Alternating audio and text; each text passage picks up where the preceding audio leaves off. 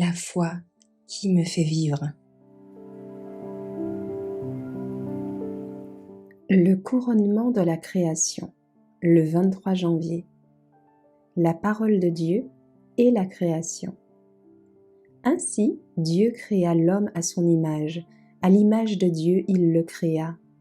Genèse 1, verset 27. Voici clairement exposée l'origine de la race humaine. Et le récit divin est si clair qu'il n'y a aucune occasion de tirer des conclusions erronées. Après que la terre, avec sa vie animale et végétale foisonnante, eut été appelée à l'existence, l'homme, l'œuvre suprême du Créateur, et celui pour qui la belle terre avait été aménagée, fut amené sur la scène de l'action.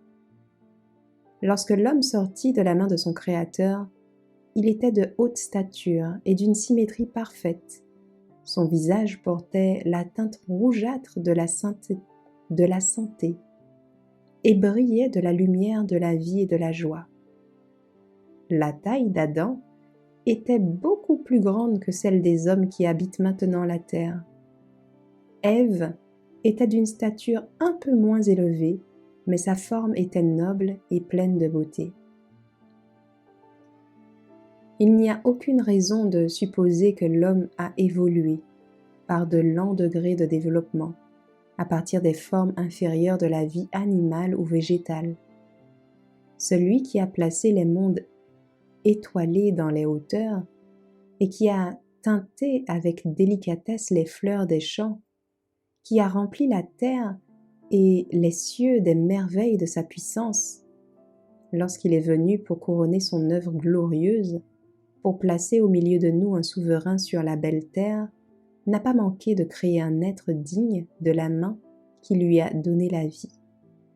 La généalogie de notre race, telle qu'elle est donnée par l'inspiration, fait remonter son origine non pas à une lignée de germes, de mollusques, de quadrupèdes en développement, mais au grand Créateur.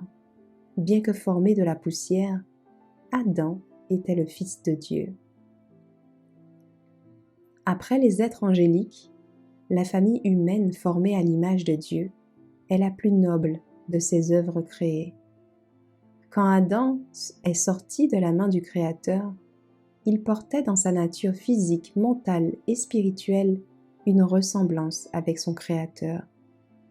Le Créateur a voulu que plus l'homme vive, plus il révèle cette image, plus il reflète la gloire de son Créateur.